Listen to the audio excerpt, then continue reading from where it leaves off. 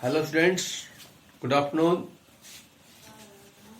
Discuss कर रहे थे हम एटॉमिक मास के बारे में। एटॉमिक मास बताया था आपको, number of times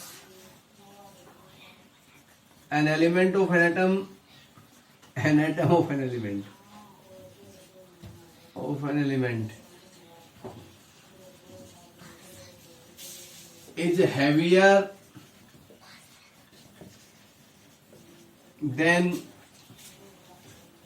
an atom of carbon 12। Carbon 12 क्यों लिखा जाता है? कार्बन 12 इसलिए लिखा जाता है क्योंकि कार्बन के 3 आइसोटोप होते हैं। एक एटम होता है कार्बन का आइसोटोप के जिसका मास 13 होता है, एक जिसका 12 होता है, एक जिसका मास 14 होता है। 12, 13 और 14। इसलिए कार्बन 12 एटम वाले की तुलना के साथ तुलना की जाती है, 13 और 14 वाले तुलना नहीं की जाती है।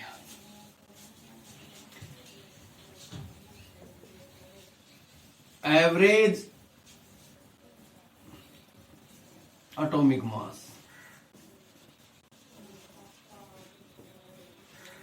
देखो मान ले कार्बन है, इसके 3 आइसोटोप C12, C13, C14। अब इसका जो एटॉमिक मास ले कितना ले, तो एवरेज एटॉमिक मास ले जाता है। तो अबेंडेंस देखी जाती है कि भाई किसकी अबेंडेंस कितनी है। अबेंडेंस तो कार्बन के केस में कार्बन 12 जो है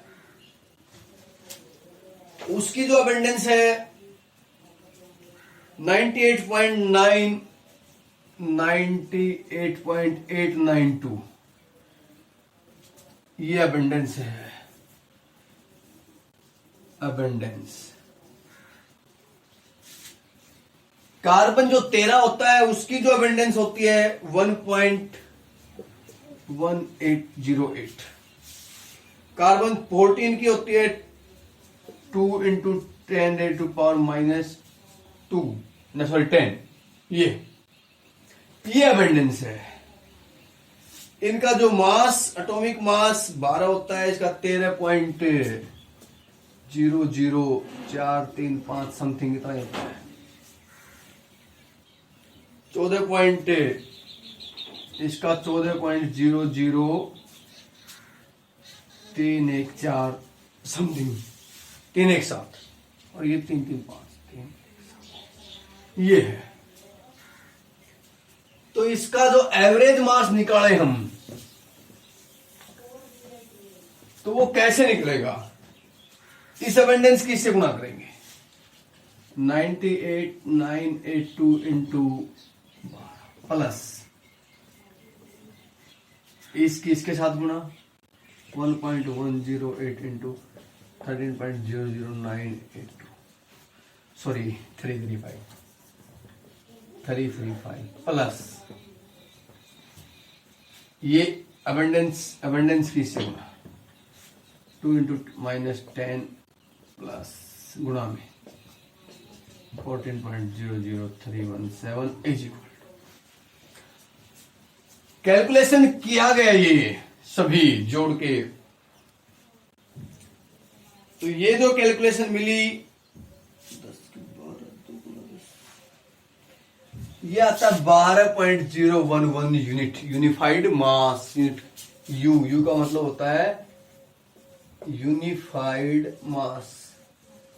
एएमयू के स्थान पे चलता है, एटॉमिक मास यूनिट के स्थान पे आजकल यू लिखते हैं। पहले लिखा जाता था एटॉमिक मास के लिए एएमयू, आजकल लिखा जाता है यू, यूनिफाइड मास। ये आता है, तो ये एवरेज मास आता है एटम का। ये इसका क्या है? एवरेज मास होता है। तो ये भी कह सकते हैं एटॉमिक मास क्या है? It is the average relative mass of its atom as compare to carbon 12 atom.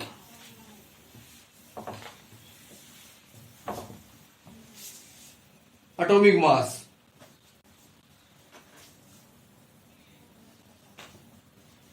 It is the average relative mass of its atom as compared to carbon 12 atom. ये भी क्या है, एटॉमिक मास ही है, atomic. कभी उन atoms का average atomic mass देखें किसकी तुलना में, कार्बन 12 एटम की तुलना में। ग्राम एटॉमिक मास क्या है, ग्राम एटॉमिक मास। अब देखो एटॉमिक मास, जैसे कार्बन का ही ले लिया भाई 12 यूनिट, ऐसे लिख दिया कार्बन का 12 ग्राम, बस यूनिट बदल दी यहां यू के स्थान पे। एटॉमिक मास एक्सप्रेस्ड इन ग्राम, एटॉमिक मास को ग्राम में एक्सप्रेस कर दें तो वो बन जाएगा gram atomic mass, gram atomic mass. ये होता है atomic gram atomic mass. Clear. अब हम देखें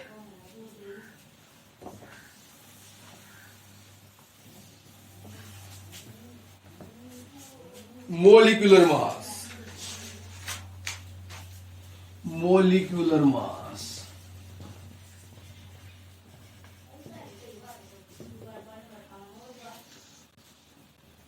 molecular mass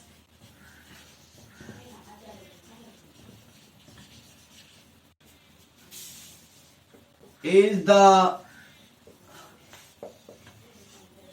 number of times a molecule of a substance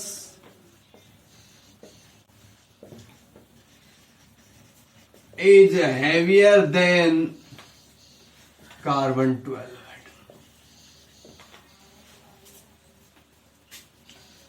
मतलब कोई भी मॉलिक्यूल, किसी भी सब्सटेंस का कोई मॉलिक्यूल कार्बन 12 की तुलना में कितना हैवी है, भारी है। मतलब एक तरफ मॉलिक्यूल रख दें और एक तरफ कार्बन 12 का एटम रख दें और इस तरफ क्या रख दें, मॉलिक्यूल रख दें, तो वो उसका क्या कहलाएगा, मोलिकुलर मास कहलाएगा। क्या कहलाएगा, मोलिकुलर मास कहलाएगा। इसको कहेंगे मोलिकुलर मास। क्योंकि कार्बन 12 की तुलना में वो कितना हैवी है, या फिर कह सकते हैं मोलिकुलर मास और molecular mass is the sum of the masses of the elements present in a molecule।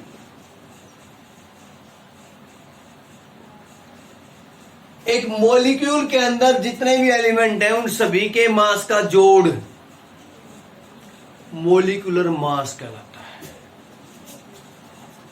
जैसे HCl, HNO3, H2SO4, H2O, ये मॉलिक्यूल हैं सारे। अब इसी में देखें भाई कि कौन कौन से एटम है, हाइड्रोजन और ऑक्सीजन।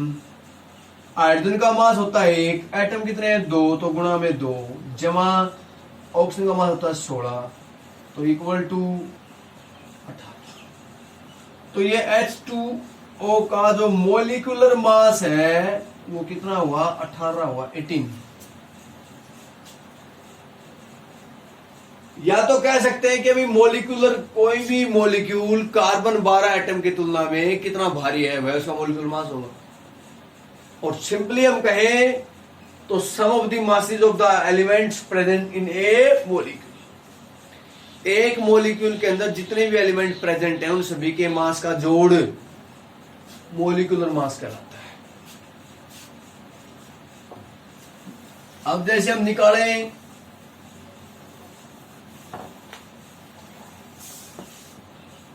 H2SO4 का,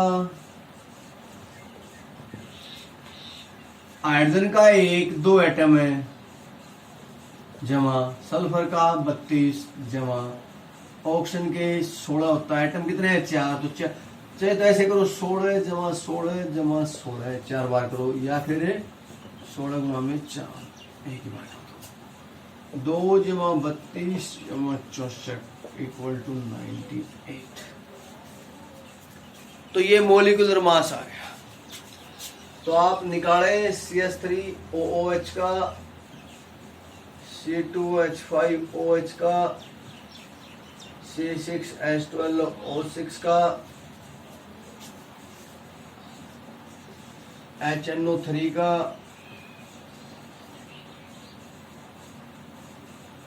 C3H6 का। इनका आप मोलिकुलर मास कैलकुलेट करें, कितना आता है इनका मोलिकुलर मास। ये U लिखेंगे भाई, यूनिफाइड मास कर लेंगे इनको।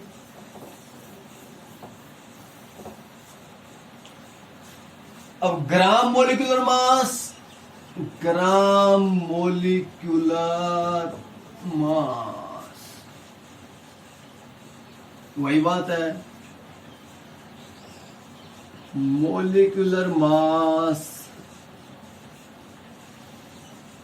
Expressed in grams. ग्राम के अंदर मोलिकुलर मास को एक्सप्रेस कर दें। जैसे भाई H2SO4 का मोलिकुलर मास कितना है? 98 यूनिफाइड मास। तो ग्राम मोलिकुलर मास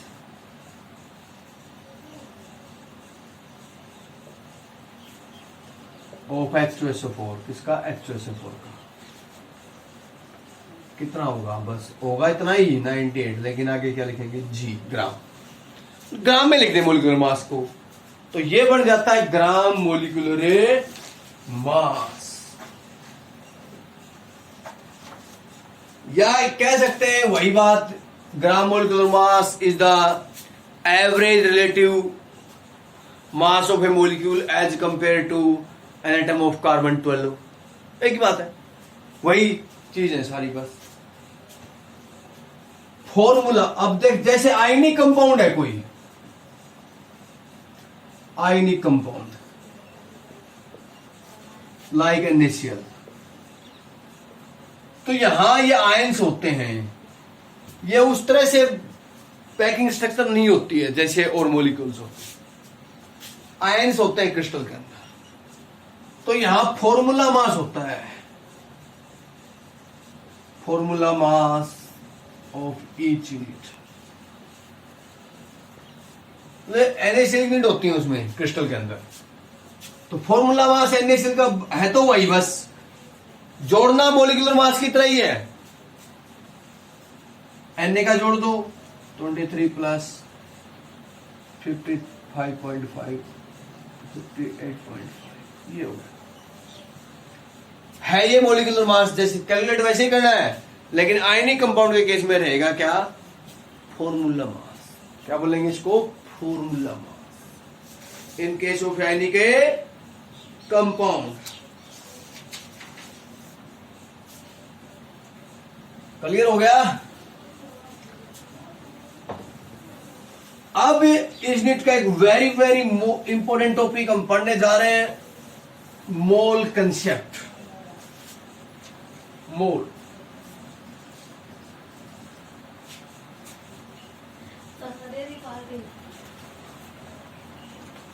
मोल कंसेप्ट। मोल क्या है?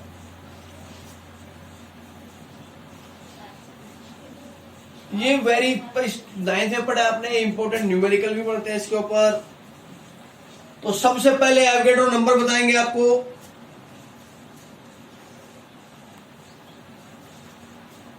एवोगैड्रो नंबर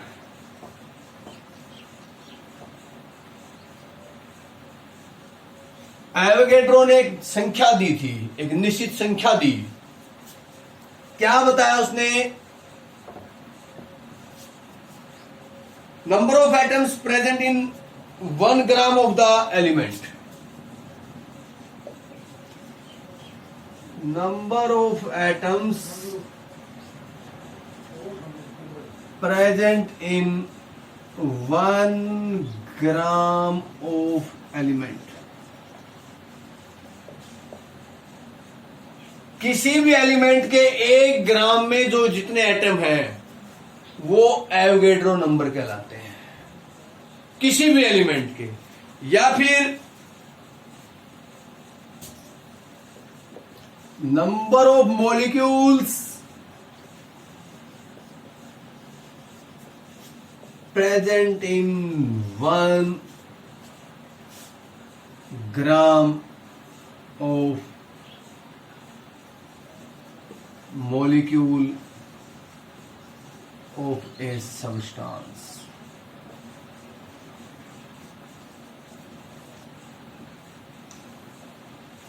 किसी भी सब्सटेंस के 1 ग्राम मॉलिक्यूल में कितने मॉलिक्यूल हैं? मतलब 1 ग्राम मॉलिक्यूल है, ये सब्सटेंस है 1 ग्राम, 1 ग्राम ऑफ द सब्सटेंस। इसके अंदर कितने मॉलिक्यूल हैं? वो जो मॉलिक्यूल होंगे वो कहलाएंगे एवोगैड्रो नंबर। एवोगैड्रो इस प्रकार इसको बोलते हैं एवोगैड्रो नंबर।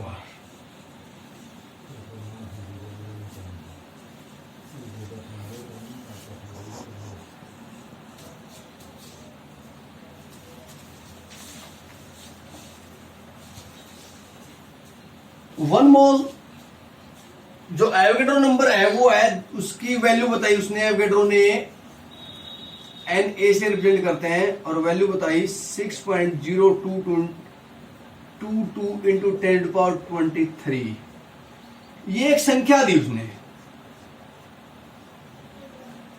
कि भाई किसी भी सब्सटेंस के अंदर ये एक संख्या बता दी उसने, और किसी भी सब्सटेंस में ये जो संख्या है, मान ले किसी भी सब्सटेंस में इतने एटम हैं, 6.022 इंटू 10⁻23 एटम्स हैं, या फिर 6.022 इंटू 10⁻23 मॉलिक्यूल्स हैं, या फिर 6.022 इंटू 10⁻23 इलेक्ट्रॉन्स हैं। इसको मैं एक्सप्लेन करूंगा, एक बार ऊपर देखो भाई। जैसे कह रहे 12 पेन्स, 12 कॉपीज, 12 बनानाज। क्या मतलब है भाई? 12 पेन, 12 कॉपी, 12 केले, इनसे क्या समझा? तो ऐसे कहेंगे ना भाई, ऐसे कहते 1 दर्जन पेन, 1 दर्जन कॉपी, 1 दर्जन केले, 1 दर्जन, यही हुआ इसका अर्थ। तो मतलब ये 1 दर्जन एक संख्या होगी ना, फिक्स संख्या। 1 दर्जन एक फिक्स संख्या होगी।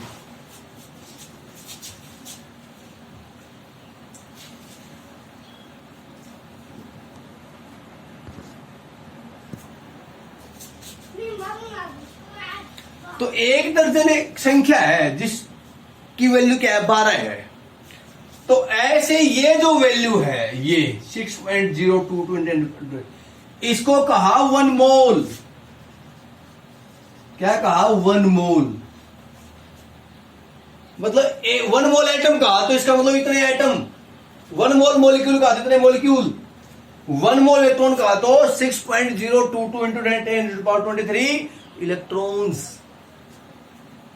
1 मोल पेन कहा तो मतलब क्या है? 6.022 इंटू 10⁻23 पेन्स। ये मतलब है 1 मोल का। तो ये जो एवोगैड्रो ने संख्या दी थी, वो संख्या कि भाई किसी भी सब्सटेंस के 1 ग्राम में कितने एटम्स हैं, एलिमेंट में या मॉलिक्यूल में कितने मॉलिक्यूल्स हैं, तो वो क्या होते हैं, 1 मोल होते हैं। क्या होते हैं, 1 मोल। और 1 मोल, अब कह दिया 1 मोल हाइड्रोजन एटम, इसका मतलब क्या है, 6.022 into 10⁻23 एटम्स ऑफ हाइड्रोजन। कहते हैं 1 मोल कार्बन डाइऑक्साइड मॉलिक्यूल्स, इसका मतलब क्या है, 6.022 into 10⁻23 molecules of carbon dioxide. ये है मतलब 1 मोल का, ये 1 मोल का अर्थ। अब 1 मोल मतलब एक फिक्स संख्या सी होगी 1 मोल, एवोगैड्रो ने दी थी, 1 मोल इतने के बराबर होता है। तो वो 1 मोल कुछ भी हो सकता है, वो 1 मोल कॉपी कह सकते हैं, 1 मोल कॉपी वैसे यूज करते नहीं हम, लेकिन जैसे करते हैं 1 डजन कॉपी, 12 कॉपी होगी। 1 मोल कॉपी का मतलब है 6.022 into 10⁻23 कॉपीज, ये मतलब है 1 मोल का। अब डिफाइन करें 1 मोल, 1 mole is the amount of substance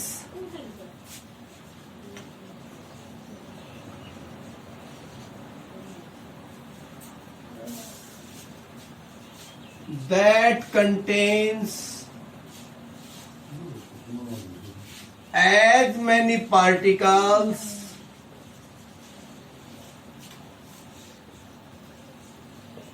or entities which are present in exactly 12 gram of carbon 12 atom, या कह सकते हैं 0.12 किलोग्राम ऑफ कार्बन 12। छोड़ो, इतना ही समझो। मतलब कार्बन 12 जो एटम है, कार्बन 12 एटम, अब कंफ्यूज मत होना कि कार्बन 12 ग्राम, मतलब कुछ नहीं है। मतलब कार्बन 12 एटम मतलब कार्बन का ही एटम है ये, क्योंकि कार्बन 12 इसलिए लिखा जाता है क्योंकि कार्बन के 3 प्रकार के एटम होते हैं, कार्बन 12 वाले, कार्बन 13 वाले, कार्बन 14 वाले। तो कार्बन 12 वाला एटम लेना हमें, बस कार्बन एटम समझ लो उसके एक बार ऐसे, क्योंकि कार्बन एटम समझो, कार्बन एटम आते ही मतलब समझ रहा है कार्बन 12 वाला एटम बस। क्योंकि कार्बन एटम के 12 ग्राम में जितने पार्टिकल या जितने एंटाइटीज हैं वो 1 मोल होते हैं। क्या होते हैं, 1 मोल। और वो कितने होते हैं, वो पार्टिकल या वो एंटाइटी कितनी है कार्बन 12 ग्राम में, वो है 6.022 into 10⁻23। ठीक है, कहते हैं कार्बन 12 ग्राम, कार्बन 12 एटम जो है उसके 12 ग्राम में कितने एटम होंगे, तो वो एटम होंगे 6.022 into 10⁻23 एटम्स होंगे भाई। कितने मॉलिक्यूल्स होंगे, इतने ही मॉलिक्यूल्स होंगे। ये है 1 मोल, दिस इज 1 मोल। अब इसकी 2-3 प्रकार से डेफिनेशन हम करेंगे 1 मोल की, इसको समझ लें एक बार कि भाई कार्बन का जो एटम है उसके 12 ग्राम में जितने पार्टिकल हैं या जितने एंटाइटीज का मतलब वो कुछ भी हो सकता है, वो एटम्स हो सकते हैं, वो मॉलिक्यूल्स हो सकते हैं, वो आयंस हो सकते हैं, इलेक्ट्रॉन्स हो सकते हैं, प्रोटॉन्स हो सकते हैं, जो भी है। ठीक है, ये जितने पार्टिकल जितने एंटाइटीज है कार्बन 12 ग्राम में, कार्बन एटम के 12 ग्राम में, वो 1 मोल है। और वो कितने होंगे, वो इतने होंगे 6 पॉइंट ये होंगे, वो ये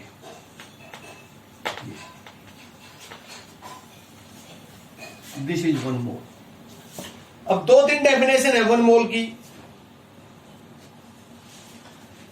1 मोल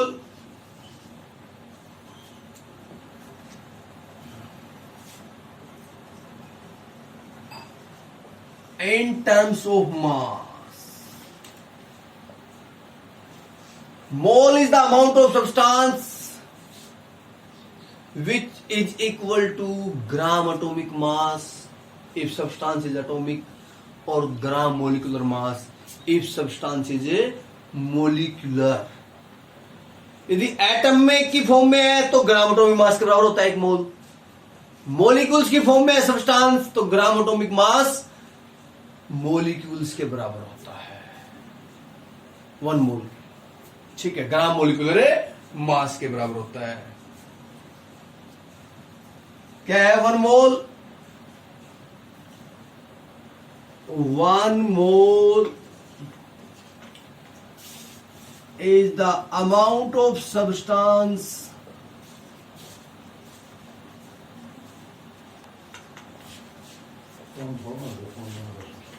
which has a mass equal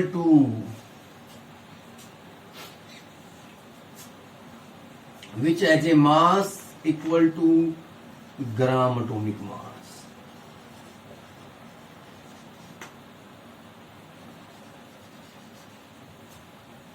If substance is atomic or equal to gram